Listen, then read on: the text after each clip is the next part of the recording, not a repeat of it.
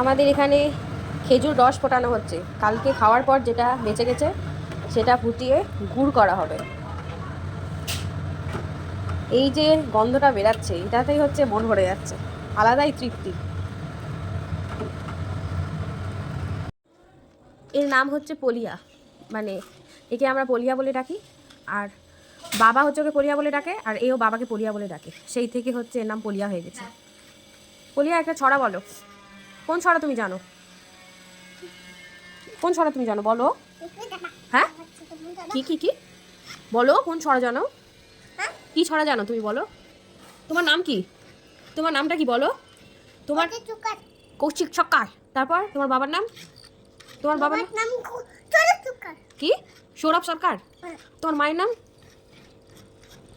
তোমার মায়ের নামটা বলো, তোমার মায়ের নামটা বলো, তাড়াতাড়ি বলো, তাড়াতাড়ি। মায়ের নাম কি? যা, বলিয়ার মায়ের নাম ভুলে গেছে। বলিয়া মায়ের নাম কি? মায়ের নাম কি বলো? ও খেলাই মেতে আছে। খাবার জন্য ভুলিনি। সকাল সকাল আচার নিয়ে বসে দিদি। আচার খাচ্ছি, কি টেস্ট বলে দাও। আচার বলে দাও। কি খাচ্ছিস বলিয়া? কিসের আচার? আমের। একটু কম না। স্নান করে বেরিয়ে এখন চুল শুকাচ্ছি হেয়ার ড্রায়ারে। স্নান করেনি আজকে ডো। আমি জীবনে একদিনই এই একটা দিনে করলাম।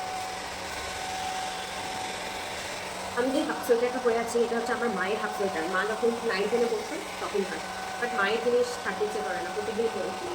উপরে 3 তলাতে যাচ্ছি ফুল তুলতে। বাড়ির কাছে ফুল দিয়ে ঠাকুরের পুজো হবে। ফুল তোলা হয়ে গেছে, চলো এবার নিচে যাই। ঠাকুর ঘরে বুঝলে গণেশ ঠাকুরের বাহন ইঁদুরের খুব উপদ্রব। দেখো কি করেছে, এটা ভর্তি হচ্ছে ধান থাকে, সব ধানকে চিটিয়ে ঠাকুরের পিছনে মানে ধানে ধান করে দিয়েছে। পুজো করতে এলাম ঠাকুর ঘরে, দিয়ে ইঁদুর এমন অবস্থা করে দিয়ে গেছে, সব ঠাকুরকে নোংরা করে দিয়ে গেছে, যে সব ঠাকুরকে নামিয়ে পরিষ্কার করে তারপর আবার ড্রেস পরিয়ে পুজো করতে হবে। এই লক্ষ্মী ঠাকুরটা হচ্ছে বহু বছরের পুরনো। আমার ঠাম্মার শাশুড়ির হচ্ছে এই লক্ষ্মী ঠাকুরটা কিনেছিল, তারপর আর বিসর্জন দেওয়া হয়নি, এটা রাখা হয়ে গেছে। এটাকে প্রত্যেক দিন পুজো করা হয়। আজকে রাতের মেনু হচ্ছে দুধ আশকা, এমনি আশকা, রুটি আর তরকারি।